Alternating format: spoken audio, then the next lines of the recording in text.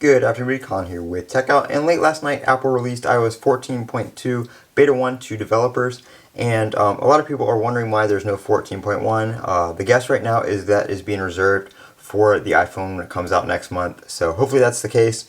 Or it could just be a smaller update too that they're not beta testing, and that may be released without any announcement. Might just be one that comes out between now and then. So whatever the reason may be, we're on 14.2 Beta 1. Everything is running great. Really the only new feature is a Shazam Control Center toggle where you can use Shazam in Control Center. You can enable it in there and it'll recognize songs and give you notifications for that. And some other stuff in music such as icons and now playing and stuff like that has been redone. So now when you do this right here in the Control Center, there's an icon down here that says control other speakers and TVs, and you tap that and it will pull up your list of other speakers. Album art is also bigger, and the volume slider right here is easier to drag. Really, other than that though, there's not much that's new UI wise. There are some bug fixes and improvements and stuff like that, just general improvements over the regular iOS 14 release, but nothing visible.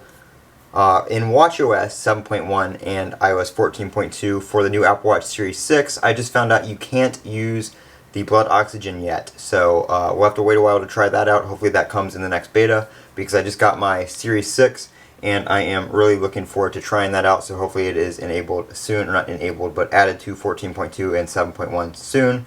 Other than that, battery life has been just fine. Like I said, I've been using this since yesterday, so I've had a full day with it, and I haven't had any battery life issues or anything like that. And performance is also great, just like iOS 14. No issues, no lags, no stutters, no crashes. Been performing excellent. So iOS 14.2, we will see what it brings in some future betas. Maybe they'll add some new features, new wallpapers, stuff like that. Hopefully, but nothing yet. I'm Colin with Techout. Don't forget to comment, rate, and subscribe. And as always, have a great day.